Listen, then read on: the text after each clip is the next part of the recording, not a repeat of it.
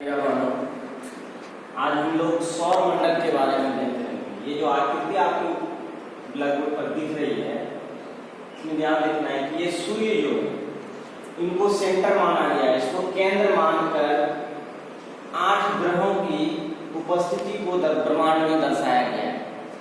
ये 8 ग्रह सूर्य की परिक्रमा करते हैं और सौर मंडल में 8 ग्रह के अतिरिक्त कुछ क्षुद्र ग्रह या वामन ग्रह भी है जो इन ग्रहों की परिक्रमा करते हैं। आज के इस चैप्टर में हम लोग को देखना है कि सौर मंडल में जो ग्रहों की स्थिति है वो क्रमानुसार किस प्रकार से व्यवस्थित की गई है। सर्वप्रथम हम देखेंगे सूर्य। सूर्य सौर मंडल का, सौर परिवार का मुखिया कहलाता है।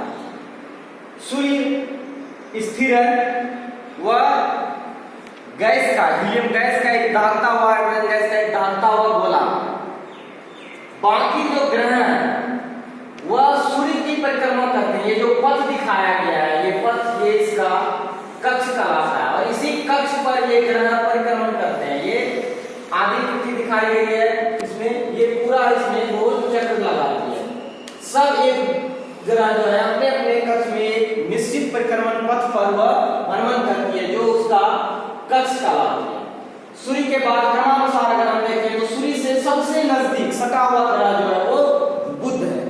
बुध के बाद शुक्र है, फिर पृथ्वी है, मंगल, बृहस्पति, शनि, अरुण और वरुण। ये 8 ग्रह सौर मंडल के सदस्य होते हैं जो सूर्य सहित उनकी संख्या 9 आ जाती है। इसके अतिरिक्त ब्रह्मांड में कुछ छोटे छोटे और भी ग्रह हैं जिनकी खोज लगातार जारी है, उनको क्षुद्र ग्रह की संख्या भी दी गई है। इस सौर मंडल में जो सौर परिवार के सदस्य हैं, इनको आप ध्यान से देखिए। इस सौर मंडल में जो ग्रह की स्थिति दिखाई गई है उसके अनुसार से हम पृथ्वी पर हैं तो पृथ्वी हमारे सबसे प्रमुख ग्रहों में से जानी जाती है। पृथ्वी की स्थिति ऐसी है, यह इस प्रकार से व्यवस्थित है, इस अनुसार से स्थित है कि यह सूर्य से न तो बहुत अधिक दूरी पर है और न ही बहुत नजदीक में, जिसके कारण न तो यहाँ पर बहुत अधिक गर्मी होती है और न ही बहुत अधिक ठंड होती है। यानी वातावरण, यहाँ का जो पर्यावरण है वह इस प्रकार से व्यवस्थित है कि यहाँ पर जीवन संभव है। ये पृथ्वी एकमात्र ग्रह है जहाँ पर जीवन संभव है।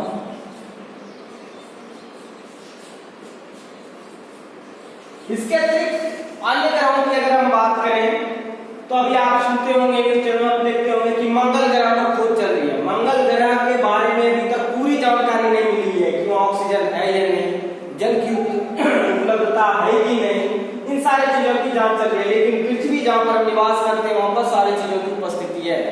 अगर जीवन के लिए देखा जाए तो मूल रूप से व्यक्ति को जीवन के व्यापन करने के लिए सबसे पहले तो ऑक्सीजन चाहिए, O2। पृथ्वी एकमात्र ऐसा ग्रह है जहां पर ऑक्सीजन की प्रचुर मात्रा उपलब्ध है। यहाँ पर 71% ऑक्सीजन है जो व्यक्ति को जीवन या दैनिक गैस की जो आवश्यकता होती है वो पृथ्वी पर ही उपलब्ध है। इन सौर ग्रहों में, सौर मंडल में, सौर परिवार में जो ग्रह की स्थिति है जो अपने कक्ष पर भ्रमण करती है, कभी कभी क्या होती है कि ये ग्रह जो अपने कक्ष में जो भ्रमण कर रही है वो ग्रह एक दूसरे के सीध में आते हैं। तो जब चूंकि भ्रमण कर रही है तो कभी न कभी एक सीध में पड़ेगी।